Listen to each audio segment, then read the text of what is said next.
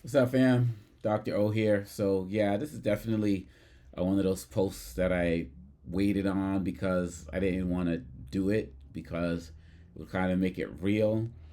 So, it's been a few days, since we got the news, the passing of the late, great Dr. Nikki Giovanni. And, she's somebody for me who, one of the two people, outside of my parents who I cite as really, saving my life as a child.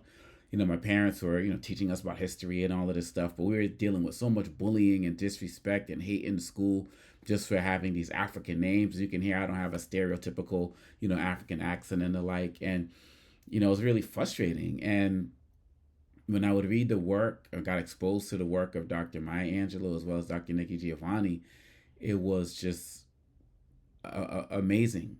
It was just amazing when you look at ego tripping and the idea of just starting it off of I was born in the Congos, like who is this woman, this strange person talking about the beauty of my parents' homeland, which I was tormented for.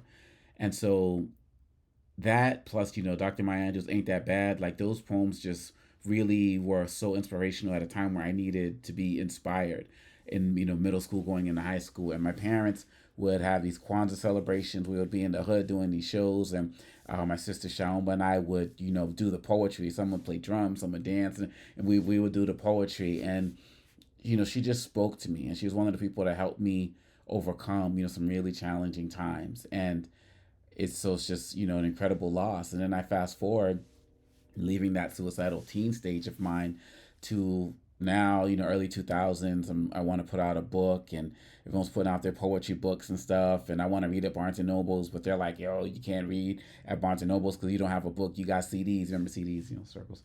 But you don't have a book. So I like sold everything. 2004, started my publishing company, and I was like, okay, I'm putting this book out from the Limbs of My Poetree, TREE.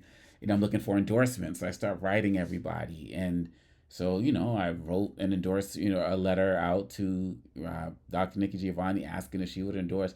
And I wrote it to so many other people, I didn't know if I was going to hear back, but she was like, she and Dr. Maya Angelou were like tops on the list. And she was one of the first people that I responded.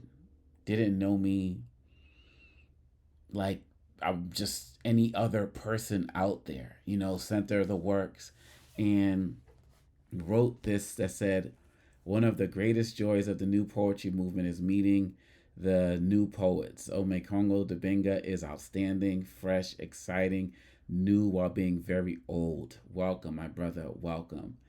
And that was the first quotation that I put on the back of my book from the Limbs of My Poetry. To get that validation from somebody who you looked at as a hero, somebody who helped credit saving your life, it meant everything to me. And later I would meet Dr. Maya Angelou and get similar validation. Dr. Nikki Giovanni is just somebody who just gave it all for the sake of love and respect and humanity. And watching over the last few days all the praise that she receives, it's just everything to see that. I'm grateful that she got so many of her flowers in real life. And then on top of that, last year I actually had an opportunity for my daughter, my oldest daughter, who loves Nikki Giovanni as well, to meet her. My daughter Galila is a poet and an activist as well, and is completely enthralled with James Baldwin. If everyone has one person you want to meet dead or living. Like for my daughter, it would be James Baldwin. And she watched that interview or conversation with Nikki Giovanni and James Baldwin so many times. She watched that conversation and just fell in love with Nikki Giovanni as well. And I remember when we were going to see her, Andy Shalala of Us Boys and Poets was bringing her to Virginia. And my daughter said, I can't believe I'm going to be in a room with somebody who breathed the same air as James Baldwin. And then to actually see Dr. Giovanni and speak. And she was a little bit ill at the time, so she wasn't like hugging or doing handshakes or anything like that. So people had to kind of keep a distance. But she did that. She came and she did that for the people. She knew people wanted to show or come and get the love from her and everything, even if we had to be kept at a distance. And so look, I can't say anything better or more amazing than what everybody else has said out there in all of the tributes. I'm just taking this time to thank somebody who's meant so much to me and who just helped me at a really problematic time in my life, and someone who's inspired my children as well as many as well as people all around the world. So to Dr. Nikki Giovanni, we love you. I love you for everything that you have accomplished and will continue to do. So many people, it's just a beautiful thing that you are alive during the video age, where so many people can take your work for decades and decades to come. And I'm going to do my best to make sure that I'm continuing to keep your memory living as well. So rest in peace and power to you. Hugs and prayers and thoughts to Ms. Fowler as well. And we're going to continue to carry it on because, you know, ego, right? Edging goals out. We're not going to edge those goals out. We're going to keep you alive.